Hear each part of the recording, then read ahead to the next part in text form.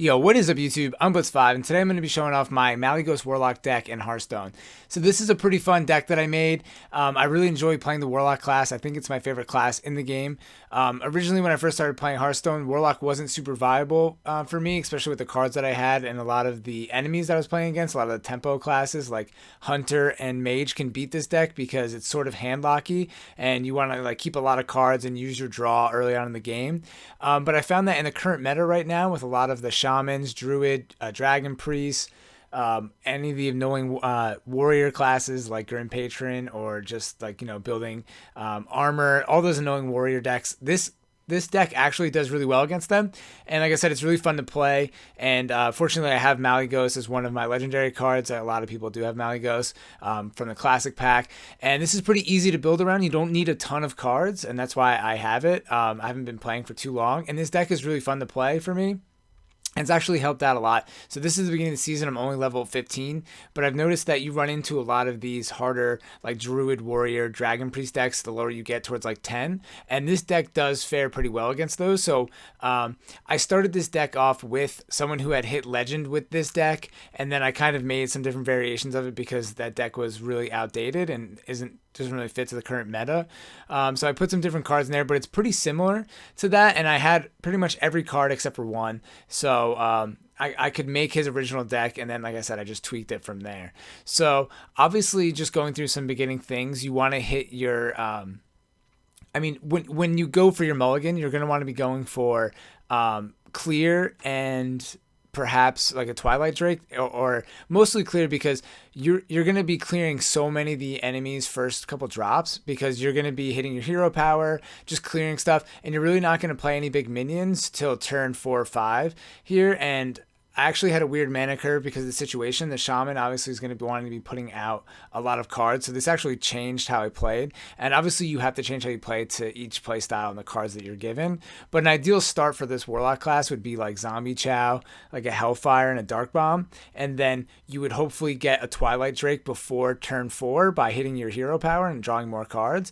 And then you would play Twilight Drake maybe on turn 4 or 6 with like a 4 and a 2 card because then you get like a huge health bonus. But obviously the shamans are going to want to be putting out a lot of low level cards, the overloads and totems out. So I had to spend a lot of time clearing here, and that's why my mana curve was a little messed up because I was spending a lot of time clearing. And this was funny, this guy screwed up and frogged me before attacking, which I've definitely done before. But that was definitely like a rookie move because he could have cleared. And now that he left the Azure Drake up, it pretty much gives me a 66% chance of getting the kill with the Imp-losion there because the Azure Drake gives me, 1+ magic damage. And that Imp-losion spell does 2 to 4 normally, so it's 3 to 5. So then you have 2 chances, whether it hits for 4 or for 5 to kill it. And then, 33% chance that it was going to be 3. So I took the odds and then went in my favor. And then I just went face because I didn't have enough to kill his other minion. So one thing that's good about the Warlock here is that there's just so many options when you're playing him, especially in this deck, which I'll leave down in the description below. There's just so much clear, and it's...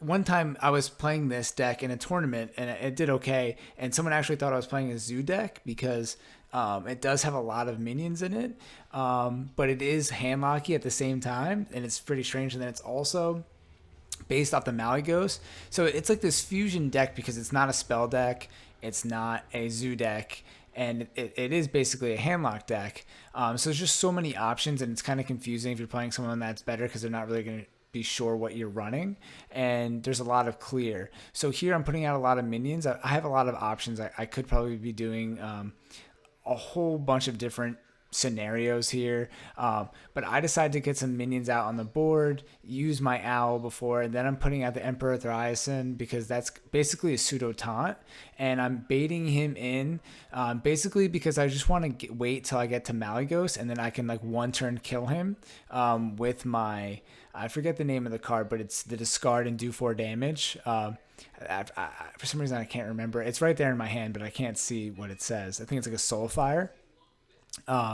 Because once you have that, it does 9 damage with Malygos. So if you get 1 or 2 of those, you can pretty much one turn kill somebody because you could do 18 damage. And on turn 10, you could play Malygos and 2 of those cards. And now that I used Emperor Thaurissan, a lot of my cards cost less. So that's huge, especially when you're in handlock. Even if it only survives for 1 turn, you're basically getting so much value out of using that, which is awesome. So here you can see I'm just clearing. I'm not really too concerned about using my cards efficiently here, and I'm not afraid to leave this 7/1 card up because I have so much heals. I just healed myself for 3. I have another antique heal bot. I know that I have a lot of clear and things available here. You can see me like scrolling through my cards, and this is great because he's running out of cards and he's kind of throwing everything at me. This is what a lot of people do when they're in a tough situation. They know they're running out of cards, so they'll kind of, he's playing the role where like he's definitely behind.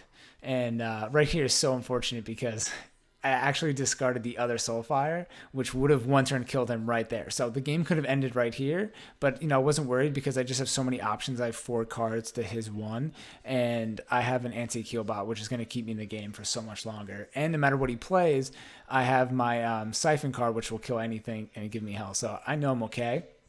But that could have been a 1-turn kill. And like I was saying, he was in a weird spot because he ran out of cards. So he's throwing everything on the board, even now, playing everything right away. He has nothing else really to work with. And he's basically hoping for really awesome card off the draw, a taunt from his hero power, or something just to stall out the game. But for me, like I said, I have the Imp-losion now. Now that I have Malygos out, everything is doing way more damage. I just decided to kind of waste that on that because it is doing the most damage to me. And I have enough to clear here. And this kind of puts him in a crappy situation. And luckily, I still have the antique heal bot. If I was playing any other class, I probably would have played the antique heal bot, or at least considered it depending on what cards had been played, because you could get killed out of nowhere if you're like playing a druid class. They could just ramp up their characters and then you die. Or same thing with like a rogue, they could get like a weapon and then destroy it. You never know. So you have to definitely consider it. In the shaman class, I wasn't too worried about them doing something crazy and just killing me in 1 turn. So I decided to, flood the board, and then I can still make a decision from here. And for my memory, I think I'm going to play the antique heal bot just to give myself some security, and then play Loatheb, so then he can't really clear Malygos, or if he does, it's going to take like his whole card, and you could see whatever he drew wasn't good enough, and he was in a bad spot, and I still have a lot of cards available. So I'll leave the card list for this deck below. I hope you guys enjoyed this video. Thanks for watching, and let me know if you have any questions. Blitz5, I'm out.